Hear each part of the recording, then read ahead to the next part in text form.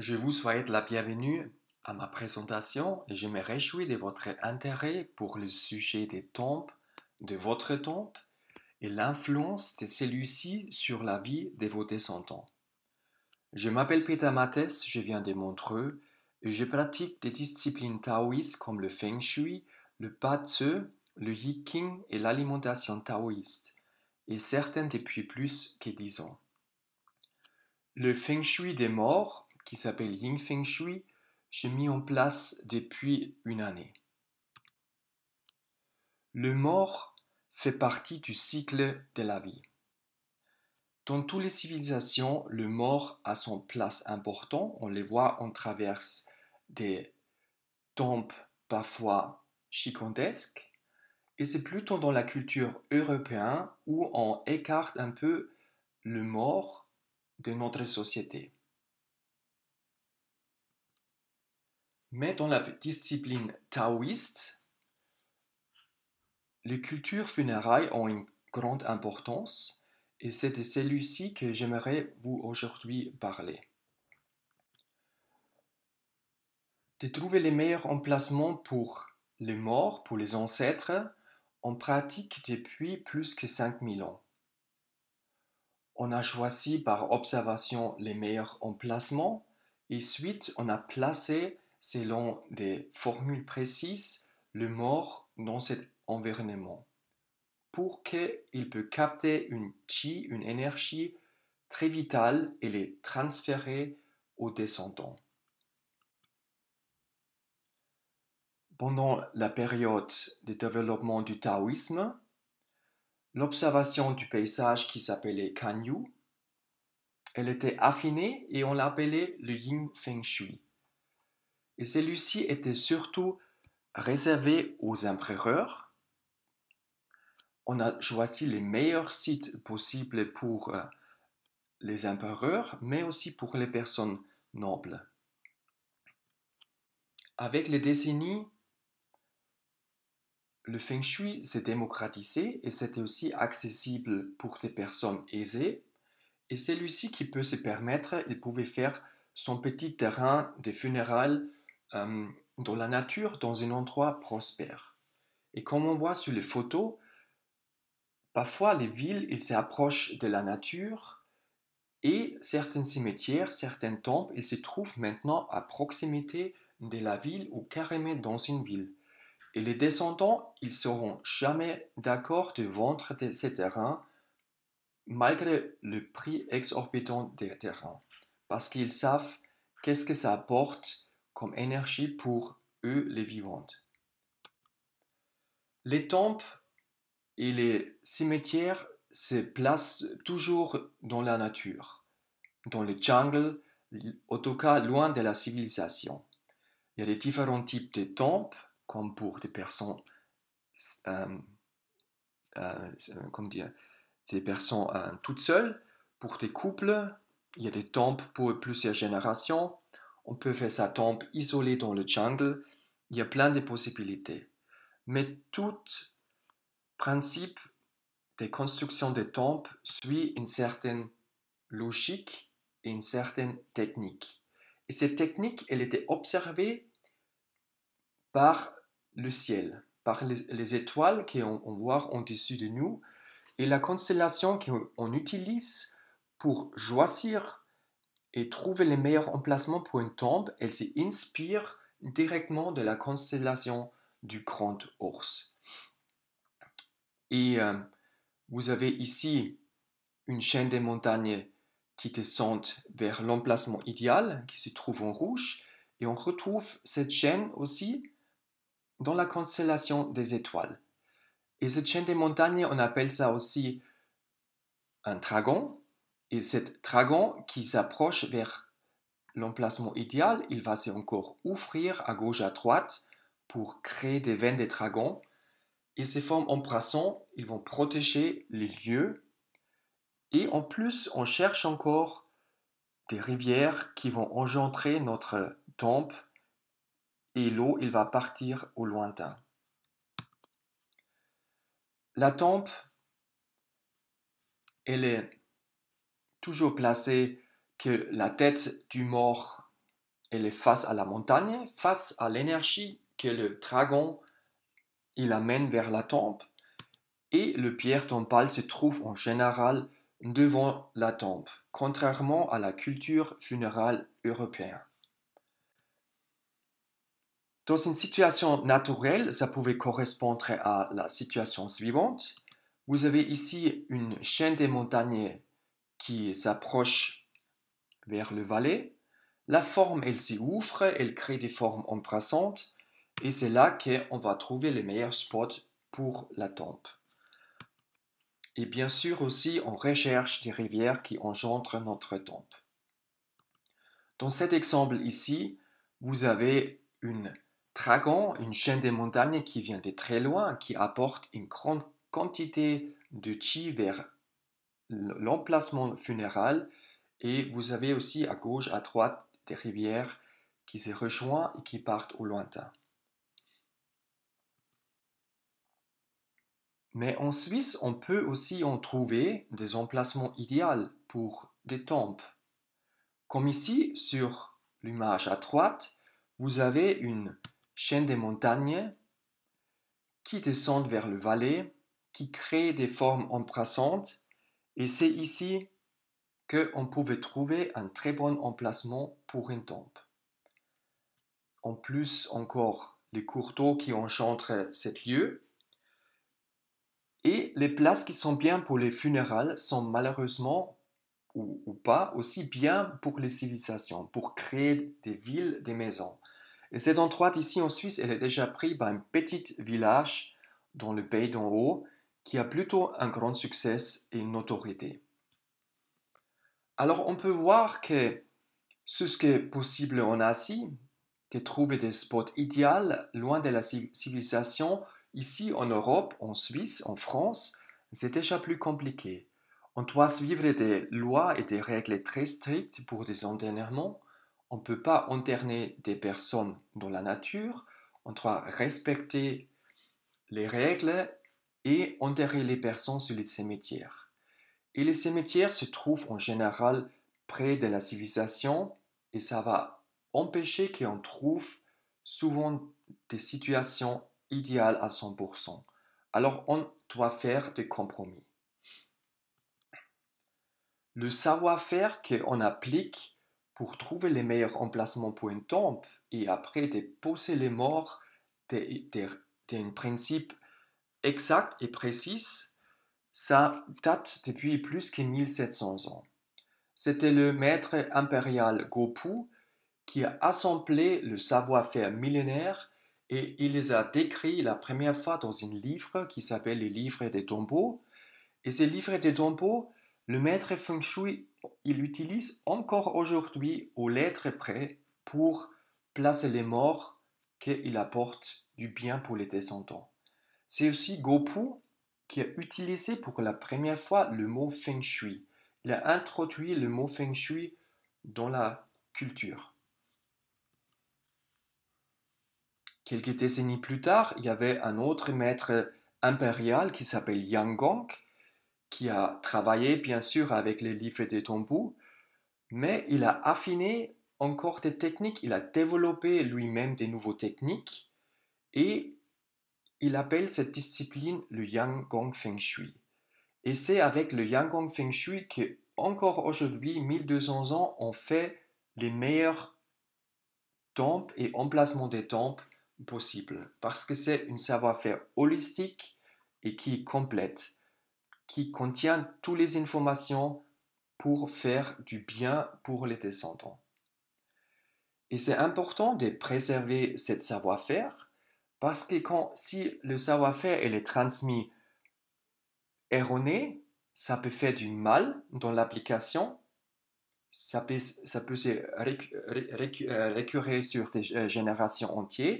Alors c'est très important que la transition elle est garantie et pour ça on a une espèce de label, c'est le lignage des maîtres qui garantit que le savoir elle est toujours transmis des maîtres au maître exactement aux lettres près.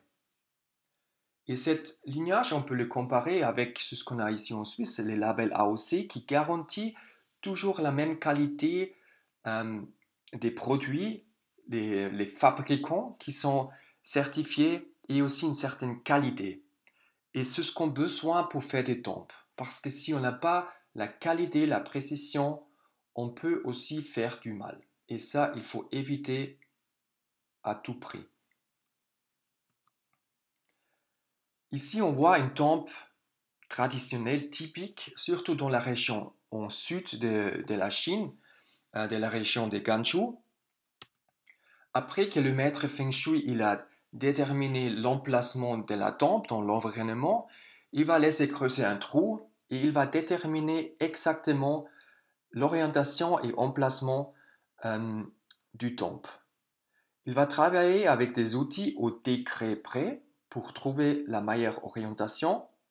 On peut le comparer avec un menuisier qui travaille au millimètre près pour garantir une qualité et aussi une certaine précision qui est nécessaire. Et ici, dans le Feng Shui, c'est la même chose. On travaille au degré près parce que chaque degré va amener une autre influence et une autre chance de vie pour les descendants. Dans des tombes, on trouve aussi des drainages. Comme ça, le corps il peut rester le plus longtemps euh, intact. Et une fois le tombe est érigé, on va les couvrir avec la terre et on va retrouver la forme typique des tombes taoïstes. Et comme ça, le corps, il peut recevoir le chi interne, le chi de la terre, par cette tombe, parce qu'il est intégré dans la terre. Et devant la tombe, on va fabriquer une petite terrasse, on appelle ça Mingtang, et c'est pour accueillir le chi du ciel.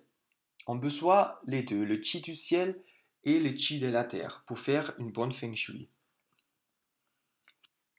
Une fois la tombe elle est finie, on va même recréer des formes embrassantes qui vont soutenir le bien-être et le bonheur de l'homme et de femme, yin et yang.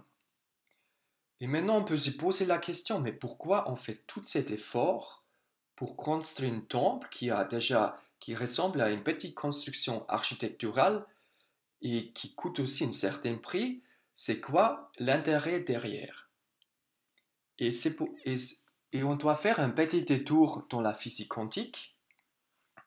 Il y a l'intrication quantique, ou on appelle ça aussi étanglement quantique, et ça veut dire qu'il y a deux particules séparées dans l'espace, l'un de l'autre. Ils peuvent communiquer instantanément des informations sur leurs propriétés. Ça veut dire, vous avez une particule qui se trouve à New York et vous avez une particule qui se trouve en Suisse, chez vous, chez moi. Ces deux particules, ils communiquent instantanément des informations. Et ça constamment, sans arrêt. Et cette méthode, on retrouve et on applique aussi dans la communication entre la tombe et les descendants. On a le corps qui se trouve dans la tombe et lui, il va émettre, ces particules, ils vont émettre une information. Il va les diffuser dans le monde entier. Et on peut le comparer comme avec un réseau Wi-Fi. Quand vous recherchez avec votre téléphone un réseau Wi-Fi de votre ami, vous allez trouver une vingtaine de réseaux Wi-Fi. Mais seulement avec le code d'accès du Wi-Fi de vos amis, vous pouvez accéder à une Wi-Fi spécifique avec un code d'accès. Et ici, c'est un peu pareil. Le corps, il diffuse une information dans le monde entier. Mais c'est en travers notre ADN qui va faire le code accès que les descendants, ils peuvent lire l'information.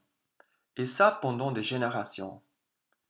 L'ADN qu'on partage avec nos ancêtres et avec des futures générations est le code d'accès pour un échange des informations. Et la quantité de traces de ADN va déterminer aussi la puissance et la durée des transmissions. Et on va voir dans un exemple qu'est-ce qui se passe exactement entre la tempe et son environnement et entre la tempe et les descendants. On a un environnement idéal où on va placer notre tempe. Cette tempe qui est dans la terre, elle reçoit le chi de la terre, le chi de l'environnement, du dragon, de la chaîne des montagnes qui amène une énergie vers la tempe. La tempe, elle va communiquer, elle va recevoir du chi, des énergies, des formes embrassantes d'autres montagnes et des pics des montagnes proches et lointains. Toute cette influence environnementale communique instantanément et tout le temps avec la tempe. On a aussi l'eau qui est important. Les cours d'eau qui enchantent la tempe ont une certaine qualité d'information qu'ils partagent avec la tempe. Et on a aussi tous les cours d'eau, les ruisseaux et les routes qui amènent de l'eau vers la même rivière principale qui ont une information à partager. Et tout sur la Terre qui a des atomes, qui a des particules et un émetteur et un récepteur au même temps. On émet une fréquence et on reçoit une fréquence. Et avec notre tempe, c'est pareil. Elle reçoit beaucoup des informations environnementales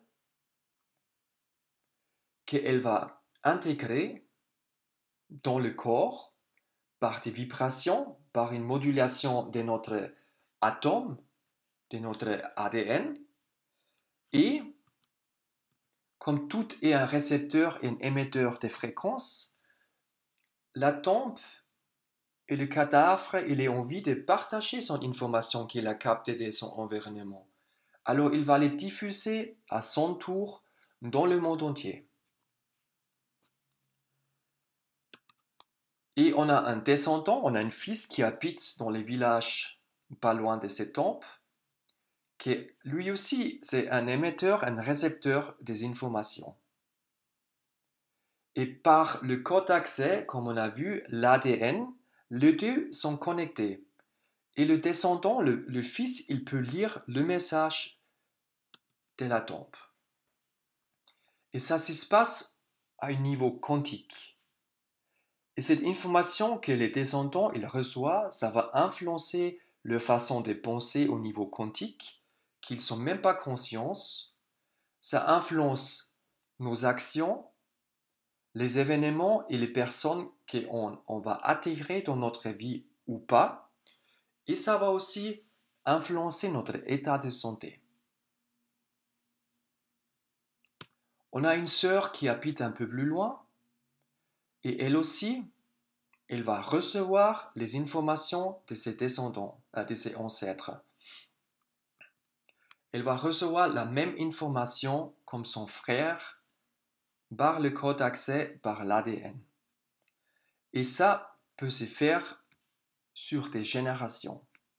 On a une arrière-petite-fille qui habite à New York et par l'ADN, elle est en contact.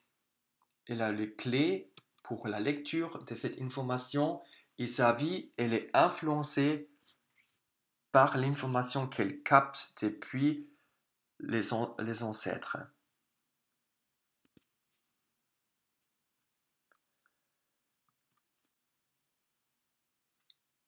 Et il y a des environnements avec une bonne énergie, c'est ce qu'on recherche, mais surtout, on trouve des emplacements avec une mauvaise énergie. Alors, qu'est-ce que ces temples ils génèrent pour nous les descendants dans notre vie? On a un exemple qui a fait ses preuves depuis plus que 1200 ans. C'était le maître Feng Shui Yang Gong qu'on a vu auparavant. Il avait fait la tombe d'une mère d'un jeune garçon modeste dans un environnement idéal. Suite aux fabrications de cette tombe, le jeune homme il a joint l'armée et il a fait vite carrière jusqu'il devient général et quelques décennies plus tard, il devient roi de Ganzhou. Dans notre monde, dans notre temps aujourd'hui, on peut dire une tombe bien placée va favoriser la réussite et la carrière professionnelle de vos enfants.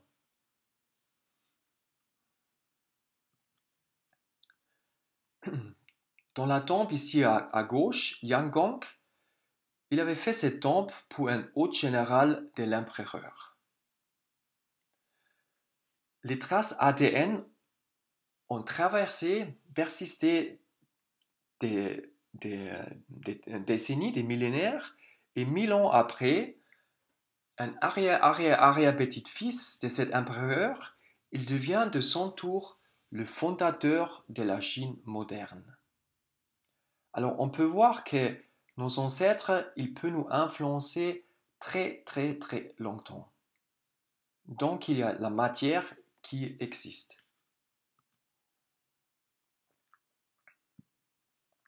Dans l'exemple à gauche, c'est la tombe d'un père, d'un premier ministre qui a gagné 3 fois les élections. Il était très aimé et sa notoriété, elle était très bien.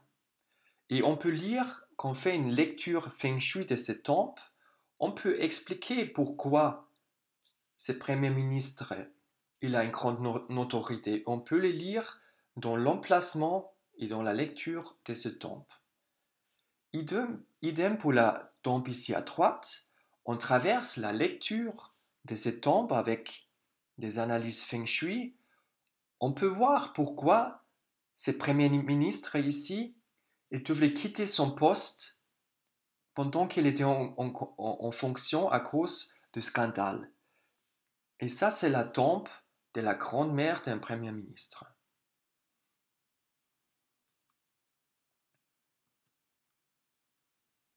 La tombe à gauche date des années 1940. Il avait une famille avec 3 garçons, une famille aussi modeste. Et quand le père il était mort, le deuxième fils, il a appelé à un maître feng shui de faire la tombe de son père. Et de la façon que surtout lui, le deuxième fils, il peut en profiter avec la prospérité. La tombe, elle était érigée et le jeune homme, il a fait carrière. Près d'une entreprise asiatique très puissante, active dans les voitures et dans les motos, il a fait carrière jusqu'à quelques décennies plus tard, il devient représentant général pour toute l'Asie Sud-Est. Il a réussi sa vie professionnelle, il a fondé une dynastie très riche et contrairement à son premier et troisième frère, eux, ils sont restés modestes. Alors, la prédiction du temple était juste. Et on pouvait s'arrêter ici, mais le maître Feng Shui qui a fait ces temples, il ne faisait pas partie du lignage du maître Yanggong Feng Shui. Il n'avait pas toutes les informations nécessaires pour faire une temple juste et précise à 100%. Car, depuis maintenant 3 générations, les descendants mâles de cet homme riche d'affaires, tous les descendants mâles, ils meurent prématures. Et c'est que les filles qui peuvent profiter de la richesse. Et on traverse la lecture de cet temple, on comprend pourquoi le mâle, les descendants mâles, ils souffrent. Et en plus, ils n'ont pas eu la chance, car tous les temples sont construits en général loin de la civilisation, mais on voit ici que la ville, elle s'approche, et on a aussi une route ici qui était construite, qui n'existait pas avant. On pouvait même parquer juste devant la tombe pour faire notre analyse. Et cette route ici, elle a un impact négatif pour les descendants mâles.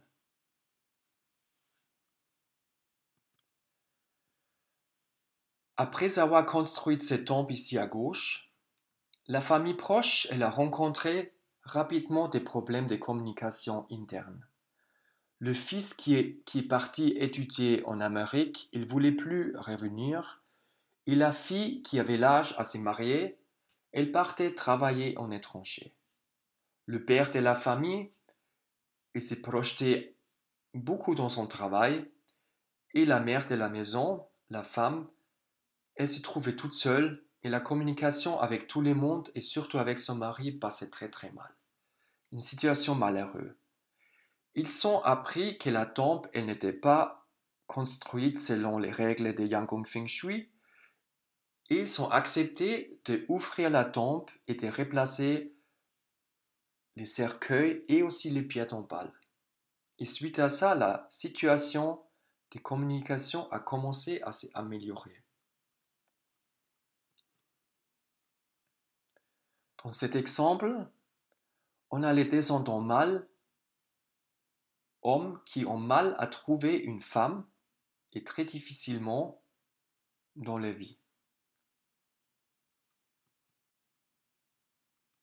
Ici, les descendants femmes, ils ont une vie familiale harmonieuse et contrairement aux descendants mâles.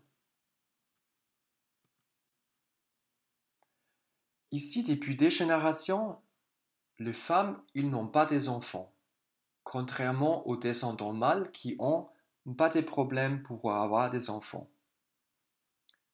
Alors, on traverse ces exemples, on voit et on comprend comme les ancêtres, on traverse le emplacement, influencent notre vie et on ne s'y rend pas compte.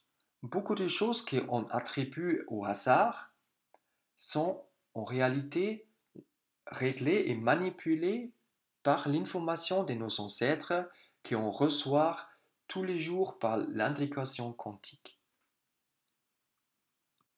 Il y a une autre façon de faire des tombes en Chine, en Asie. Cette approche, elle semble un peu bizarre pour nous les Européens. C'est de Shengqi, on appelle ça aussi les tombes des mortes vivantes. On fait ces tombes pendant notre vie, on est encore vivante. Et ces tombes, ils vont nous aider de renforcer notre énergie face aux mauvaises influences qu'on subit de nos ancêtres. Ça va affaiblir cette information qu'on reçoit de nos ancêtres. Les principes, c'est un peu la même chose que pour une tombe. Il faut mettre le plus d'ADN possible dans cette boîte. Mais le fait qu'on n'est pas encore mort, on ne peut pas mettre notre corps dans la tombe, on va collectionner notre ADN. Nos cheveux, nos ongles, nos secrets corporels, les habits, nos affaires personnelles. Et les plus on peut assembler, les plus on aurait une transmission d'énergie sur nous. Après avoir trouvé un bon emplacement pour cette Shengqi tombe, on peut le construire selon les règles. Soit on fait une tombe entière, comme ça on a beaucoup plus de traces ADN qui vont communiquer avec nous, ou on peut faire une espèce de colocation où on va juste prendre une petite carré et on partage la tombe avec d'autres personnes. Les hommes, ils sont sur la gauche et les femmes se trouvent sur la côté droite. Les boîtes dont se trouve notre ADN, elle est fixée au degré près dans son emplacement pour qu'il ne bouge plus pendant des siècles et on va les couvrir et on va retrouver la petite colline typique aux temples taoïstes. On va placer encore une pierre tombale aussi au degré près. Et ceci est important parce qu'il va renforcer la communication entre l'environnement et la tombe. Comme ça, la tombe elle peut capter encore plus fort la bonne énergie, les bonnes informations de son environnement. Et une fois elle est construite, ça reste à profiter pendant qu'on est vivante de cette énergie. Le fonctionnement c'est similaire aux tempes pour les morts. Le Sheng-Chi ici en rouge, elle capte les informations de son environnement. Tous les montagnes, c'est comme une grande lithothérapie. C'est des fréquences de vibrations que la tempe elle reçoit et ça va influencer sa communication avec nous. La tempe qui se trouve en Malaisie, elle partage à son tour de nouveau l'information dans le monde entier. Mais il n'y a que la personne dont l'ADN se trouve dans la boîte, elle a le clé accès pour lire les messages et pour les recevoir. Et ça, c'est la différence avec des tempes, avec des morts. Avec les morts, tous les descendants, ils reçoivent l'information. Avec une tombe Sheng-Chi, c'est qu'une personne qui reçoit l'information. Alors, qu'est-ce qu'apporte cette Sheng-Chi? Les résultats sont multiples. Beaucoup de gens, ils ressentent presque rien, et d'autres, ils sont des résultats fabuleux instantanément. Il y a une raison pour. Parce qu'on a tous un bagage différent qu'on porte avec nous. Notre karma est différent. Une personne qui a un karma difficile, il peut soit contrebalancer cette karma avec beaucoup plus d'efforts. Alors parfois, une Sheng-Chi, ça suffit pas encore pour avoir des résultats. Mais après qu'il a construit plusieurs Sheng-Chi qui vont contrebalancer la mauvaise influence de nos ancêtres, il va aussi avoir des résultats. Et contrairement aux personnes qui ont déjà une karma très bon, mais ça suffit parfois une Sheng-Chi et ça va encore beaucoup plus booster les carrières. Une deuxième influence importante, c'est nos ancêtres. Certains sont mal placés dans son environnement, d'autres sont déjà bien placés dans son environnement. Alors par rapport à la charge de nos ancêtres, un Sheng-Chi, elle va se montrer plutôt faible ou plutôt fort. Le Sheng-Chi, ça aide très bien pour la réussite scolaire et universitaire pour les jeunes, parce que ça amène plus de clarté et de logique dans notre pensée. Ça aide aussi pour des problèmes de santé. Ça ne peut pas guérir, mais si vous avez un problème de santé, le Sheng-Chi, elle va soutenir le soin. Vous aurez de meilleures énergies pour qu'un soin que vous faites, elle va avoir ses résultats.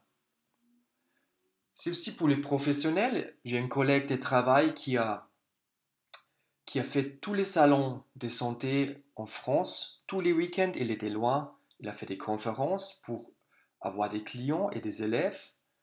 Après son premier Sheng-Chi, il n'a pas senti encore une grande différence. Et suite à son deuxième Sheng-Chi, la situation elle a changé. Aujourd'hui, il se déplace plus sur des salons de bien-être. C'est les clients qui viennent vers lui, qui l'appellent, qui les contactent et il a gagné en qualité de vie. Il peut travailler davantage parce qu'il peut rester plus de temps à la maison. C'est aussi la famille qui profite plus.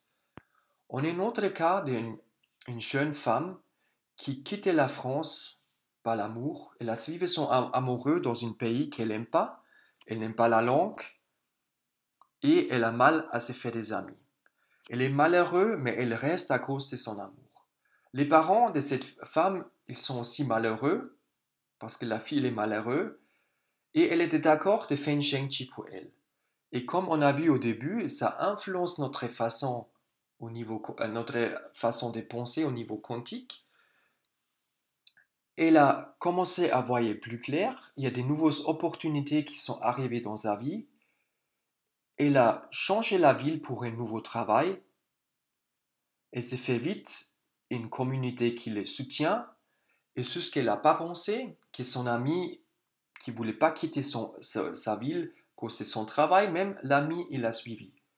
Alors, la situation, elle s'est réglée pour du bien et tout le monde est content.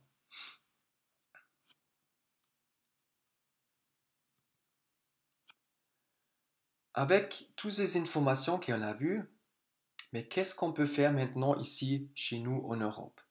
Parce qu'on n'a pas dans la culture funéraire comme on a ici. Il y a déjà moins de possibilités qui sont possibles. Alors, qu'est-ce qu'on peut faire? Après ces conférences, on peut faire semblant que rien n'était. On continue notre vie et on attribue les choses qui arrivent dans notre vie au hasard.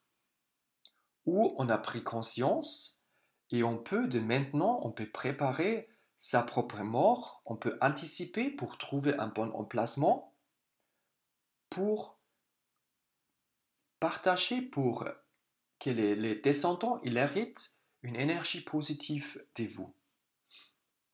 Et on a différentes approches qu'on peut faire. On va faire un petit résumé. Il y a le plus simple et le moins efficace, c'est vous pouvez vous faire incinérer et les cendres, vous allez les faire diffuser dans l'espace. Comme ça, les traces ADN, ils sont infini petits et il n'y aurait plus de transmission énergétique entre vous et vos descendants. Comme ça, vous apportez une énergie neutre sur vos descendants. Vous pouvez faire pareil pour vos parents aussi.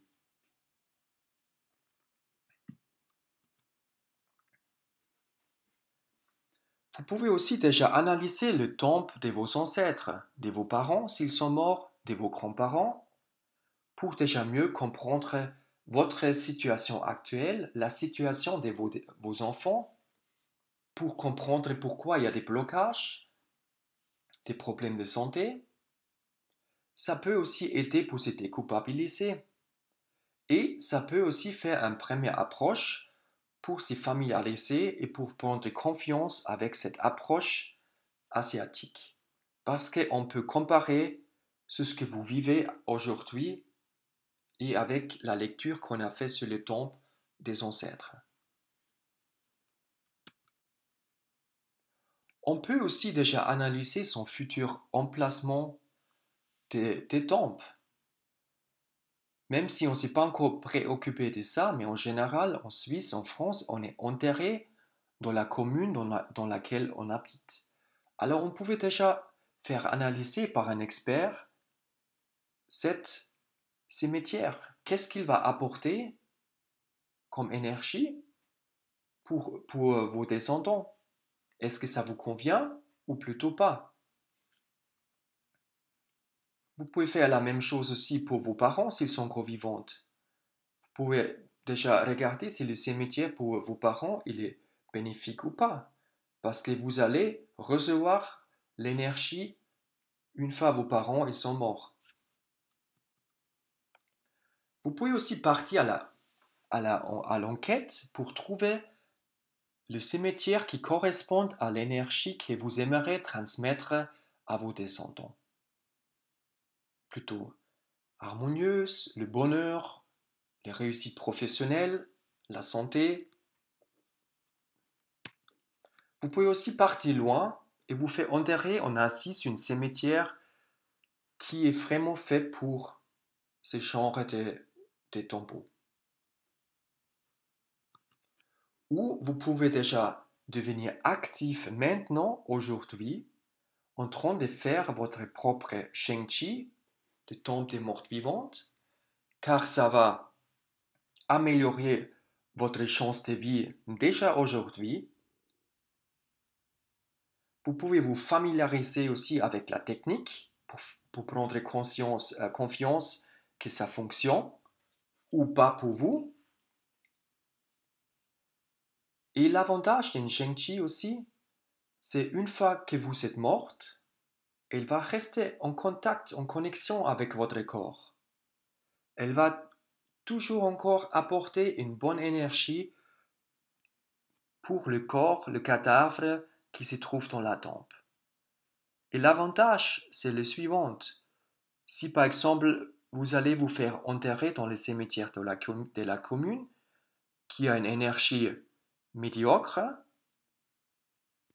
alors le fait que vous avez une Sheng-Chi très très positif, ça va affaiblir cette mauvaise influence du cimetière, du site funéral où vous êtes enterré. Et comme ça, vous allez transmettre aussi moins d'énergie négative à vos descendants. Vous pouvez faire ce Sheng-Chi pour vous, mais aussi si la famille est d'accord pour vos proches. Et il n'y a pas de limite, on peut faire une, plusieurs. C'est, c'est une façon très bien pour déjà tester un peu, expérimenter avec cette monde, cette science funérale. Alors, on arrive au bout de cette excursion dans le monde des ténèbres. Je vous remercie pour votre attention et je vous souhaite bonne chance pour trouver le spot, le cimetière qui vous convient par rapport à ce que vous aimeriez transmettre à vos descendants, ce que vous aimeriez recevoir de vos parents. Alors, bonne chance. Vous pouvez encore regarder sur les deux sites web que j'ai, c'est Pedro the Creator et Tower Horizon. Vous trouvez des informations générales sur le Feng Shui. Et bien sûr, vous pouvez prendre contact avec moi par téléphone ou par email si vous voulez savoir plus sur les temples ou si vous voulez faire une analyse des temples de vos ancêtres. Euh, je me réjouis de parler avec vous. Merci beaucoup. Au revoir.